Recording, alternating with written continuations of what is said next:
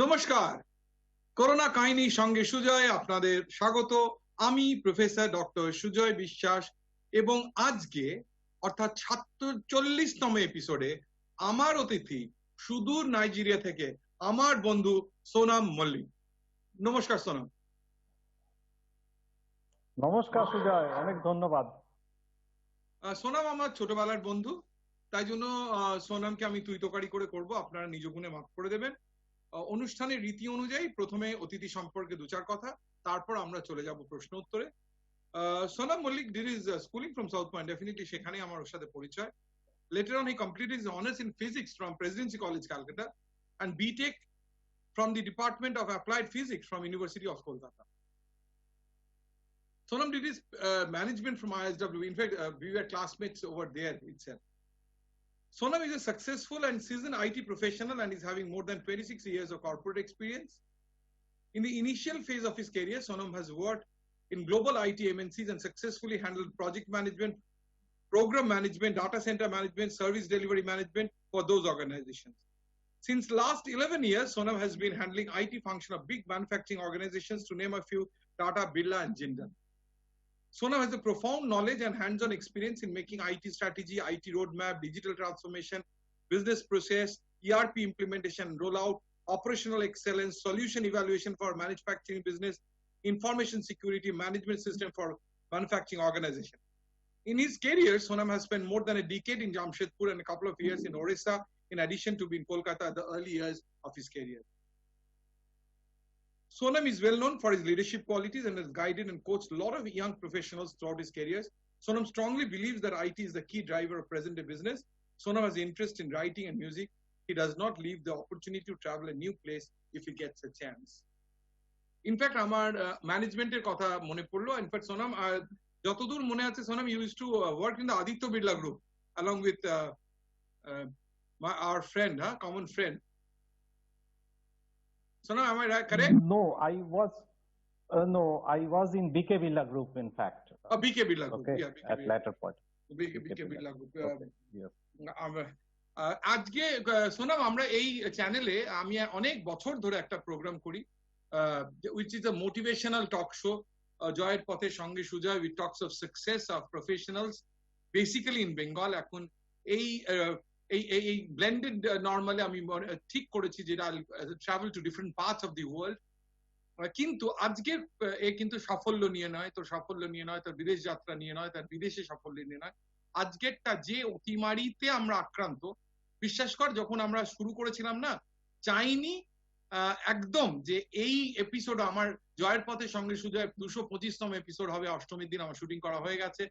কিন্তু এইখানে কিন্তু আমরা চাইনি, এখানে কিন্তু আমি একদম চাইনি যে এটা এততম এপিসোডে আসুক। তার কারণ সপ্তাহে আমরা দুটো করে প্রোগ্রাম করি। 47 এপিসোড মানে 23 সপ্তাহ ক্রস করে গেছে, which is very unfortunate in a case. কিন্তু যেহেতু করেছে, we are trying to bring different parts of the world আমার দর্শকদের কাছে তার খবর আনতে চাইছি। প্রথমেই আজকে জিজ্ঞেস বলবো তোকে যে করোনা আতঙ্কে তো সারা বিশ্ব জড়িত। তুই নাইজেরিয়া লেগোসে আছিস, সেখানে বর্তমান পরিস্থিতিটা কি একটু যদি বলিস। বর্তমান পরিস্থিতি যদি বোঝা যায়, যদি আমি নাম্বারের কথা বলি, তো প্রায় 59,000 লোক এফেক্টেড এবং আনফরচুনেটলি প্রায় 1100 লোক প্রাণ হারিয়েছে। এবার যদি আমি এখানকার আমজনতার পালসের কথা বলি, তাদের দেখে বা তাদের কথাবার্তা বা তাদের বিহেভিয়ারে সেরকম কিছুই বোঝা যায় না, মানে করোনা ইজ এ রিয়ালিটি। এটা একটা, কেন আমার মনে হয় আফ্রিকা এর আগে আরো অনেক মহামারী এবং অতিমারি দেখেছে, সে ইবোলা, সার্স হোক, এখানে বিভিন্ন ধরনের ম্যালেরিয়া হয়, মানে সে অতি সাধারণ ম্যালেরিয়া থেকে প্রাণঘাতী ম্যালেরিয়া, ইয়েলো ফিভার হয়। তো শুরুতে এরাও ভেবেছিল করোনা হয়তো সেরম ধরনের একটা জিনিস যার একটা মানে নির্দিষ্ট আয়ু আছে, কিন্তু প্রথম দিকে এটা বোঝা যায়নি যে করোনাটা এরকম বিশ্বজুড়ে এতটা ইম্প্যাক্ট হবে। এটা আমার ধারণা, আমি শেয়ার করছি। তো সেই জন্য আজকের তারিখে আমি যদি রাস্তায় বেরোই এবং আমি যদি সাধারণ জনগণকে দেখি আফ্রিকার, তো সেখানে কিন্তু এটা just like an another disease আমার মনে হয়। হ্যাঁ, অনেক কিছু প্রিকশনস নেওয়া হয়েছে ডেফিনেটলি, বাট এটা জাস্ট অ্যানাদার ডিজিজ বা অ্যানাদার মহামারী, এটাই আমার মনে হয়। না, আমার একটু অবাক লাগছে, সত্যি একটু অবাক লাগছে, তার কারণ সারা বিশ্বে 236টা দেশের মধ্যে 216টা দেশ করোনা আক্রান্ত। Corona spreads from man to man through air droplets. ঢোকার দরজা তিনটে, চোখ, নাক এবং মুখ। সে নাইজেরিয়া হোক, কলকাতা হোক, ভারতবর্ষ হোক, কিংবা বিলেত হোক, ইংল্যান্ড হোক, কিংবা আমেরিকা হোক, নাইজেরিয়া বলে তো সে আর স্পেশালি ঢুকবে না, সেই বোধটা তুই বলছিস হয়নি। এটা একটু আমার একটু হলেও শুনতে একটুখানি অবাক লাগছে। আমি আবার একবার এক্সপ্লানেশন চাইছি। আমি বলছি, যদি প্রিকশনের কথা বলা হয়, ডেফিনেটলি মাস্ক পরছে লোকে, স্যানিটাইজেশন হচ্ছে।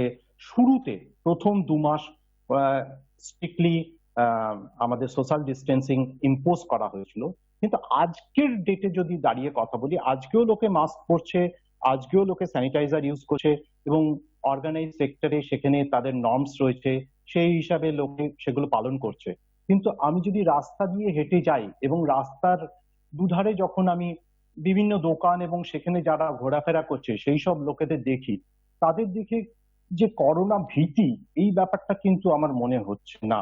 আর সেখানে কিন্তু সোশ্যাল ডিস্টেন্সিংও সেরম ভাবে স্ট্রিক্টলি পোজ নয়, সেখানে কিন্তু অবাধ ঘোরাফেরা চলছে, এবং তাদের বডি ল্যাঙ্গুয়েজ, তাদের কথাবার্তা, তাদের গান, তাদের নাচ দেখে আমার মনে হচ্ছে মানে এখানকার লোকেরা আনন্দ করতে ভালোবাসে, এবং তাদের যে নর্মাল বিহেভিয়ার দেখে আমার মনে হচ্ছে মানে তারা ভীত নয় করোনাতে আজকের ডেটে। ইনিশিয়াল 2 মাস 2.5 মাস ডেফিনেটলি ছিল, একটা আশঙ্কা ছিল, কিন্তু আজকের ডেটা এটা একটা নিউ নর্মালিসি। কোন সময় থেকে ইউ পিপল গট অ্যাওয়্যার যে করোনা, আমরা যেরকম মিড অফ মার্চ থেকে শুনতে শুরু করলাম এবং we are A total lockdown nationally from the 25th of March, কোন সময় নাইজেরিয়াতে কি লাগোসে কোন সময় এটা হলো? হ্যাঁ, প্রিসাইজলি আমি লেগোসে এসে পৌঁছেছি 14th মার্চ।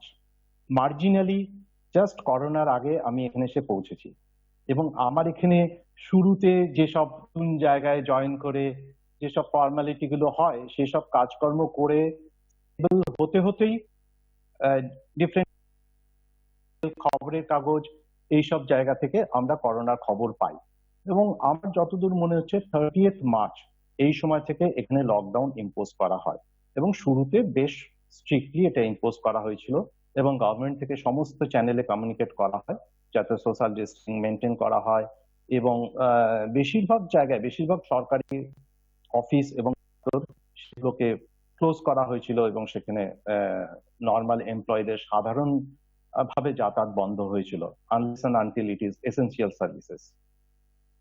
ইন্টারন্যাশনাল বর্ডার কি এখনো ক্লোজড আছে, না ইন্টারন্যাশনাল বর্ডার ওপেন করে গেছে এখন তোদের? না, এটা আমি বলবো এটা পার্শিয়াল ওপেন হয়েছে। ইন্টারন্যাশনাল বর্ডার যদি বলি, আমরা ডিফারেন্ট কান্ট্রিতে যে যাওয়া আসা চলছে সেখানে কিন্তু খুব সিলেক্টেড ফ্লাইটই চলছে ফর সিলেক্টেড ডেস্টিনেশন, এবং ভারতবর্ষের জন্য কিছু কিছু বাবল ফ্লাইট শুরু হয়েছে এবং কিছু কিছু ইভ্যাকুয়েশন ফ্লাইট শুরু হয়েছে, কিন্তু রেগুলার ফ্লাইট বা রেগুলার কি বলবো বর্ডার লাইন ট্রানজাকশন এখনো শুরু হয়নি। তোকে যখন আমি ইন্টারভিউর জন্য ফলো আপ করছিলাম, তুই বললি আমি অফিসে ফিরছি, সো আই আন্ডারস্ট্যান্ড যে অফিস শুরু হয়ে গেছে, অফিস এন্ড আদার প্লেসেস শুরু হয়ে গেছে। না, সত্যি কথা, সোফার আই এম কনসার্ন, আমি এখানে 16th মার্চে আমার নতুন জায়গায় জয়েন করি।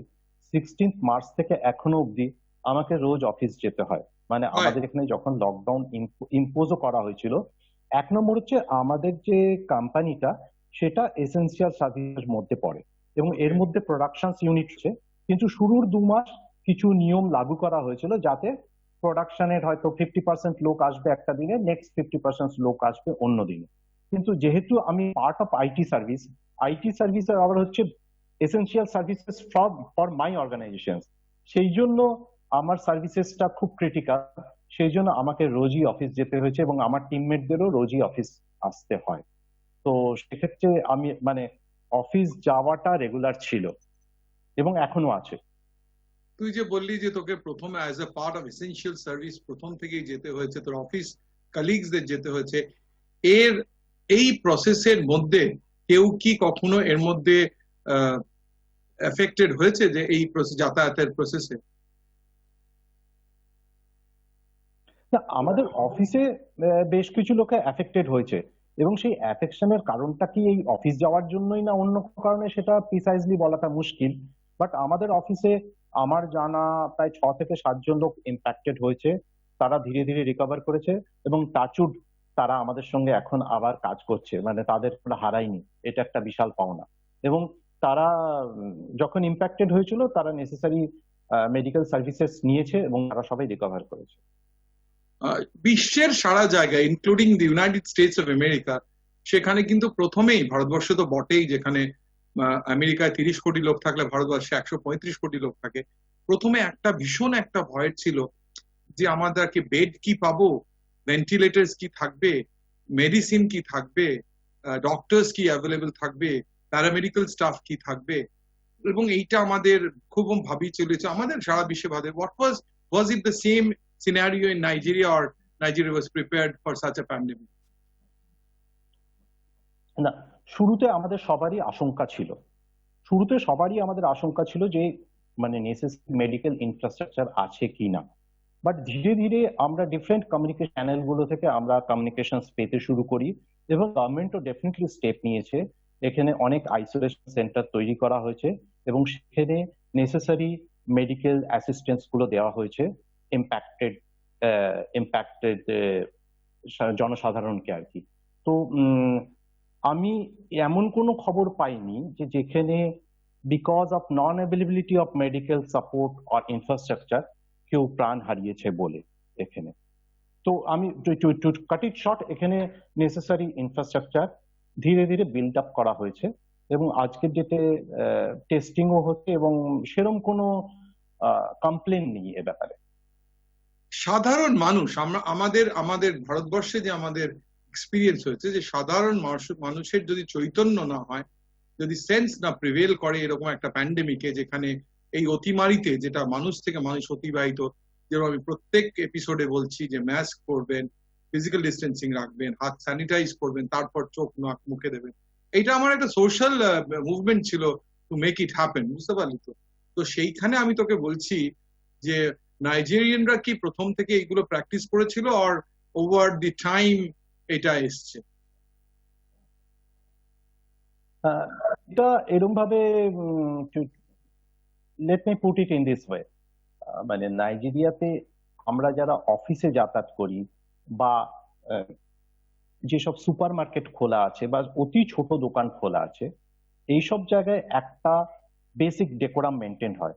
যে কোনো অফিসেই সেখানে গাইডলাইন রয়েছে যে সেখানে একটা পার্টিকুলার সময়ে আসা যাবে এবং অফিসের অথরাইজড এমপ্লয়িরাই ঢুকতে পারবে। কোনো আউটসাইডার উইদাউট পারমিশনস বা উইদাউট অথরাইজেশন ঢুকতে পারবে না, 1 নম্বর কথা।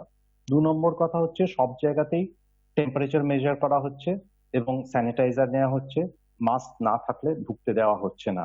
এটা অর্গানাইজ সেক্টরে। কিন্তু আমি যখন বাড়ি থেকে অফিস যাই বা অফিস থেকে বাড়িতে আসি, তখন যখন রাস্তার দুপাশে বাকি লোকেদের দেখি, তারা হয়তো they are not part of organise sector, তারা হয়তো স্লামস বা সাধারণ মানুষ সাধারণ জায়গায় বসবাস করে। এবং সেখানে বাজার বা তার মধ্যে দিয়ে যখন যাই, সেখানে কিন্তু তুই যে বললি না ওদের চৈতন্য হয়েছে কিনা, তখন দেখে মনে হয় সেই চৈতন্যটা এখনো আসেনি। সেখানে মানে মাস্কও দেখি না, সেখানে হয়তো হওয়া আসলে কেন আমি প্রশ্নটা করছি জানিস তো?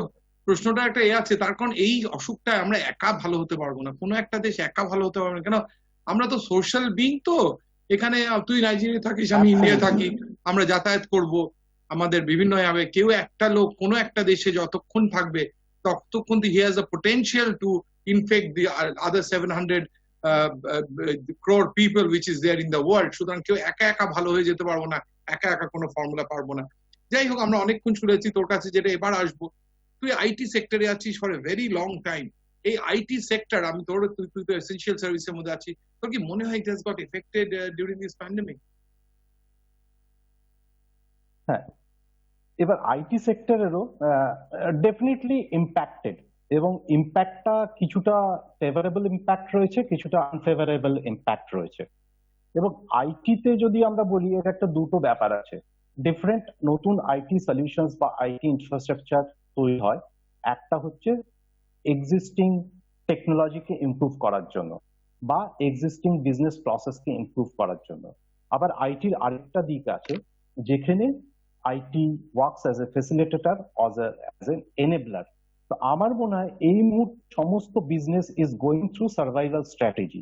তো সার্ভাইভ করতে গিয়ে সেখানে টেকনোলজির যে হেল্পটুকু চাই, সেখানে যে এনেবলমেন্ট চাই, সেখানে যে এনহ্যান্সমেন্ট চাই, যেসব আইটি সলিউশনস এর সাথে অ্যালাইন্ড, সেই জায়গাটাতে কিন্তু এটা একটা ফেভারেবল কন্ডিশনে আছে। কিন্তু যেখানে we are looking for investment on new technology, on new server, on new applications for a different level of business, সেই যে এটা কিন্তু তার সময় নয়। This is a survival strategy, এবং এই মুহূর্তে IT is aligned to help business to survive themselves, but এই মুহূর্তে কিন্তু নতুন ইনভেস্টমেন্টের সময় নয়। তো যেসব IT organisations is looking for selling high value product to earn their revenue, on expecting that business will invest heavily on the new IT solutions, সেই জায়গাটাতে কিন্তু ফেভারেবল কিছু নেই। মানে সেই জায়গাটাতে they have to accept the reality. একটা জিনিস জিজ্ঞেস করছি, ডাজ ইট ব্যালেন্স, যে তুই যে বলছিস অপরচুনিটিস কিছু রয়েছে, আবার যে বলছিস থ্রেটস কিছু রয়েছে, তো তোকে মনে হয় যে ইট ক্যান ব্যালেন্স আউট, যে যে যে সেক্টরস গুলো কি ভার্টিক্যালস গুলোয় তোর কিছু অপরচুনিটি রয়েছে, আর যে ভার্টিক্যালস এ থ্রেটস রয়েছে, এই দুটো মিলে? তার কারণ আমরা তো দেখছি সারা বিশ্বে even the biggest of the giants have lead of people have lost their jobs. সেটা সম্বন্ধে তোর ব্যক্তিগত মতামত?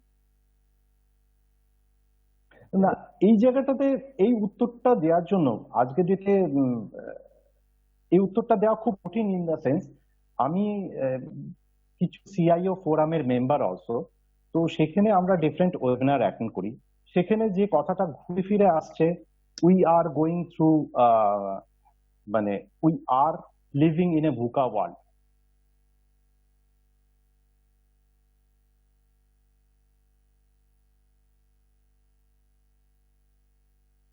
পুরোটাই অনিশ্চিত হয়ে গেছে, অস্থায়ী হয়ে গেছে, এবং কমপ্লেক্স, প্রচন্ড জটিল হয়েছে। তো সেহেতু মানে ব্যালেন্স আসছে কিনা সেটা এই মুহূর্তে একজন সাধারণ মানুষ হিসাবে বলা খুব কঠিন। মানে আইটি ইম্প্যাক্ট হবে, basically IT is always helping business. তো বিজনেস যদি ইম্প্যাক্টেড হয় তাহলে তো আইটি ইম্প্যাক্টেড হবেই, এবং আইটি ব্যালেন্স হবে কিনা সেটা বিজনেস যবে রিভাইভ করতে শুরু করবে তখন আইটিও রিভাইভ করতে শুরু করবে। তো definitely it is not a balance, এবং সেই নিয়ে এই মুহূর্তে ফোরকাস্ট করার মতো আমাদের কাছে ইনাফ এলিমেন্টস বা ডেটা নেই। But definitely we need to wait and see in what direction it is going. একটা কথা শুনছি আমরা in normal, which is called digital transformation. এটা সম্বন্ধে যদি ছোট করে একটু বলিস। আমি কতগুলো এক্সাম্পল দিচ্ছি, ঠিক আছে? তাহলে হয়তো দর্শকদের বুঝতে সুবিধা হবে। ঠিক ঠিক। আজকে যেমন আজকে ডেটে ডিফারেন্ট অফিস বা সরকারি দপ্তর বলা হোক বা যে কোনো জায়গায় বলা হোক, সেখানে টেম্পারেচার মেজার করা হচ্ছে, এবং অনেক জায়গায় অফিসে ঢোকার জন্য একটা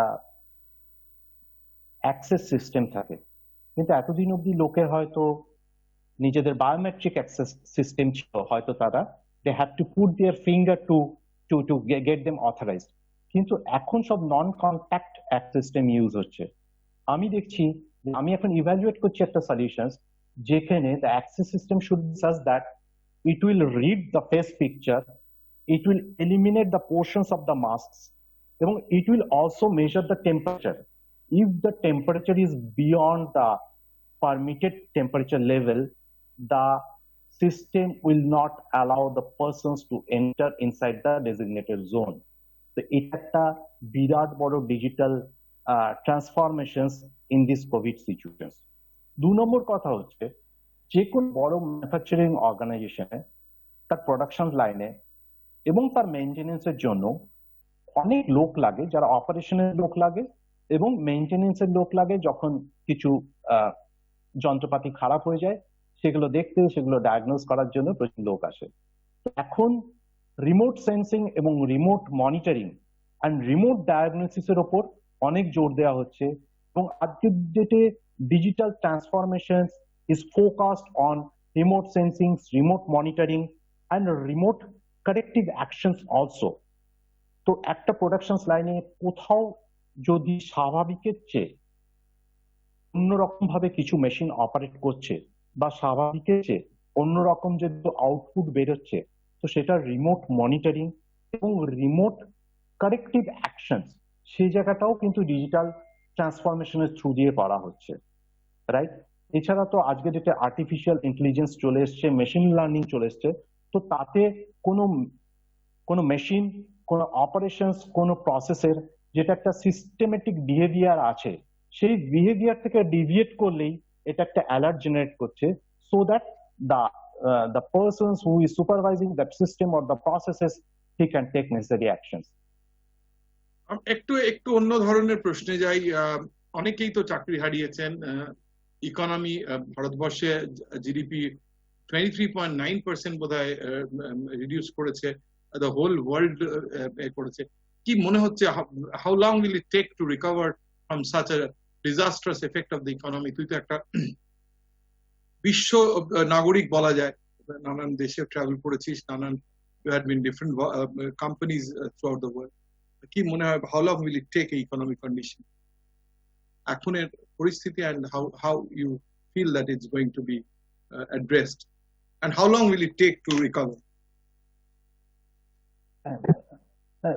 ব্যবসাও থেমে থাকবে না, জীবনও থেমে থাকবে না, ঠিক আছে, কিন্তু ব্যাপারটা হচ্ছে how long it will take. Definitely এর একটা প্রতিষেধক প্রথমে রিলিজ করতে হবে, এবং যদি একটা প্রতিষেধক টিকা বেরোয়, তারপরে আমরা একটা ভিজিবিলিটি, আমাদের কাছে একটা ভিজিবিলিটি আসবে তার কার্যকারিতা কিরকম, এবং সেই অনুযায়ী definitely once the vaccine is available, then the lifestyle will change, people's confidence will, the approach and attitude of investors will change, and approach of business owners will change.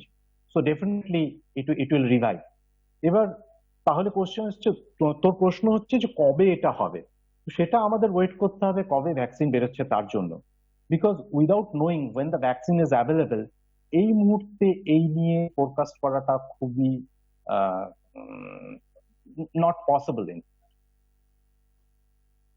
একটা অন্য রকমের প্রশ্ন করি, অনেকক্ষণ আমরা শুনলাম তোর নিয়ে। হাউ লং মিনস করোনা পরবর্তী, মানে তুই তো কতক্ষণ কতদিনে কেউই বলতে পারবে না, করোনা পরবর্তী পৃথিবী কেমন হবে বলে তোর ধারণা? After corona, post corona world কেমন হবে? আমার যেটা মনে হয়, আমাদের পার্সোনাল লাইফেও, আমরা গত 5-6 বছর ধরে আমাদের পার্সোনাল লাইফেও এবং আমাদের বিহেভিয়ারে অনেক চেঞ্জ হয়েছে, আমাদের প্রফেশনাল লাইফে এবং বিহেভিয়ারে চেঞ্জ হয়েছে। যেমন আমি আমার ছেলের কথা বলি, সে 11 বছরের ছেলে, সে এখন কিন্তু অনলাইনে ক্লাস করে। এবার যদি করোনা থেকে যবে আমরা মুক্তি পাবো, এবং তার থেকেও অনেক ছোট ছেলেরা, 7-8 বছরের বয়সের ছেলেরাও আজকে দে আর হ্যাবিচুয়েটেড উইথ অনলাইন ক্লাসেস, এবং যখন পৃথিবী করোনা মুক্ত হবে, এবং তখন যে আমি এটা গ্যারেন্টি দিয়ে বলতে পারি না যে সমস্ত স্কুলে আবার সেই পুরনো ভাবে প্রথাগতভাবে ক্লাস শুরু হবে। প্রথাগতভাবে ক্লাস শুরু হলেও কিছু কিছু ক্লাস কিন্তু আমার মনে হয় অনলাইনেও কন্টিনিউ করবে। তো এইভাবে আমাদের যে নেক্সট জেনারেশন, তাদের বিহেভিয়ারে একটা বিশাল চেঞ্জ হয়ে যাচ্ছে, এবং এটা তাদের ফিউচার লাইফেও একটা ইম্প্যাক্ট থাকবে। তারা ভবিষ্যতে কিভাবে পড়াশোনা করবে, তারা কিভাবে বিহেভ করবে, তারা কিভাবে লোকজনের সাথে মিশবে, এইসব ব্যাপারগুলোর উপর বিশাল চেঞ্জ আসবে। 2 নম্বর কথা, আমরা যখন আজকে বিজনেসের কথা বলি, আজ থেকে 1 বছর আগেও আমরা আমাদের ডিফারেন্ট কাস্টমার বা ভেন্ডারের সাথে অনেক মিটিং করতাম, ফেস টু ফেস মিটিং করতাম, কিন্তু লাস্ট 6 মাস ধরে আমাদের বেশিরভাগ মিটিংই ভার্চুয়াল মিটিং এ কনভার্ট হয়ে গেছে, রাইট? এবং আমরা ডিফারেন্ট টুল, জুম বা মাইক্রোসফট টিমস বা ওয়েববেস, এইসবের সাহায্য নিয়ে আমরা প্রচুর মিটিং করছি, এবং তার মিটিং এ সুফলও পাচ্ছি।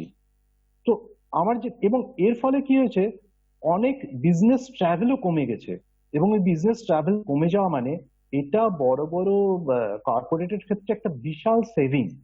তো আমার মনে হয় যখন পৃথিবী করোনা মুক্ত হবে, তখন যেহেতু এই ভার্চুয়াল মিটিং এর একটা আনন্দ এবং একটা আনন্দ অলরেডি আমরা পেতে শুরু করেছি, বা এর ইজ অফ অপারেশন, আগে আমরা ততটা ইচ্ছে হতো না আমরা এই ব্যাপারটা করি, বা শেখারও ইচ্ছে ছিল না। কিন্তু যেহেতু আজকে ইট ইজ এ নেসেসিটি, সেই জন্য অনেক বয়স্ক লোকও যারা আগে কোনোদিন ভার্চুয়াল মিটিং এ হ্যাবিচুয়েটেড ছিল না, তারাও কিন্তু আজকে ভার্চুয়াল মিটিং এ তারা তারা পার্টিসিপেট করছে। আমরা একদম সোনাম একটু করছি, স্টপ করছি, আমরা প্রায় শেষের দিকে চলে এসেছি। আমার একটা শেষ প্রশ্ন, ম্যান্ডেটরি প্রশ্ন, আমি বলি $1 ট্রিলিয়ন কোয়েশ্চেন, কারণ আমরা তো দেখ আশায় বাঁচি, তো আমরা তো মানুষ তো আশায় বাঁচে। তোর কাছে আমার প্রশ্ন সবার কাছেই থাকে, বলি $1 ট্রিলিয়ন কোয়েশ্চেন কেন, ভেরি ডিফিকাল্ট টু আনসার, তবু আশায় দেখতে চাই তোর কাছে কোনো মানে সেরকম আশাবাদী উত্তর পাই কিনা। কবে মনে হয় শেষ হবে এই মহামারী, মহামারী না অতিমারী, কবে শেষ হবে? একদম সংক্ষেপে, আমরা একদম শেষের দিকে চলে এসেছি। আমার একজন কাজিন ব্রাদার আছে যে ফার্মাসিউটিক্যাল R&D তে আছে, তো তার সাথে আমার কথা হচ্ছিল। তো সে বলছিল যে এরকম ধরনের একটা অসুখের ভ্যাকসিন বার করতে প্রায় 10 থেকে 16 মাস লাগতে পারে। তো আমরা অলরেডি 6 মাস বা 7 মাস কভার করে এসেছি। তো আমার মনে হয় অ্যানাদার 6-7 মান্থসে আমরা হয়তো একটা ভ্যাকসিন পেয়ে যাব, এবং I will hope for the best, এবং তারপর ডেফিনেটলি এই অতিমারি শেষ হবে। আর ওই একটা গান মনে পড়ে যাচ্ছে সুমন চাটুর্যের, প্রতিদিন সূর্য ওঠে তোমায় দেখবে বলে, হে আমার আগুন তুমি আবার ওঠো জ্বলে। ডেফিনেটলি আমাদের সবার আগুন রয়েছে। ওকে, তো জীবন আবার ফিরে আসবে। Thank you for the lovely ending with Suman Chattopadhyay, আমার প্রাণের গায়ক সুমন চট্টোপাধ্যায়ের গান দিয়ে। আমরা চলে এসেছি প্রোগ্রামের একদম শেষে। চলে যাওয়ার আগে বলে যাব যে 3টে প্রিকশনস নেবেন। একটা হচ্ছে মাস্ক পরবেন, মাস্ক পরলে, দুজনে মাস্ক পরলে ট্রান্সমিশনের প্রায় ভ্যাকসিনের চেয়ে বেশি সেফ ডাক্তাররা বলছে। দ্বিতীয় নম্বর হচ্ছে হাত স্যানিটাইজ করবেন, একদম অবধি হাত ভালো করে ধোবেন, এবং মনে রাখবেন ড্রপলেটস চোখ, নাক কিংবা মুখ দিয়ে ঢোকে, সুতরাং হ্যাবিট করুন যাতে চোখ, নাক, মুখে হাত স্যানিটাইজ কিংবা হাত ধুয়ে যাতে না যায়। থার্ড হচ্ছে সোশ্যাল কিংবা ফিজিক্যাল ডিস্টেন্স 2 গজ কিংবা 6 ফিট রাখুন, যাতে এয়ার ড্রপলেটস বলছে 6 ফিট কিংবা 2 গজের বেশি যেতে পারে না, সুতরাং সেটা খেয়াল রাখবেন। আর একটা জাস্ট একটা সতর্কবাণী, পুজো চলে আসছে, দেখা যাচ্ছে যত মহালয়ের পর থেকে number of people which have increased affected is increasing in West Bengal, সেই জায়গাটা খেয়াল রাখুন। আমি বলছি পুজো এবার হেঁটে নয় নেটে দেখুন, খুব সাবধানে পুজোতে বেরোলে চেষ্টা করবেন না বেরোতে, বেরোলে বি ভেরি ভেরি কেয়ারফুল। এই খেয়াল রাখতে হবে, কেরালে ওনামের পর 1100 থেকে 9900 প্রায় 9 টাইমস আমাদের ইনফেকশন রেজ করেছে, এখনো ভ্যাকসিন বেরোয়নি, কবে বেরোবে জানি না। সোনাম মল্লিক আমাদের অতিথি যা বললেন, আরো হয়তো 1 বছর 6 মাস কিংবা 8 মাস সময় লাগবে। সুতরাং তার মধ্যে আমাদের কিন্তু নিজেদেরই এই অসুখকে হারাতে হবে। আমরা নিশ্চয়ই করব জয় এই অতিমারি থেকে, আমি নিশ্চিত যে আমরা করব জয়, এবং শেষ করব এই বলে, প্রত্যেক দিনের মতো বলে, আমরা করব জয় নিশ্চয়, বুকের ভিতর আছে প্রত্যয়, আমরা করব জয়।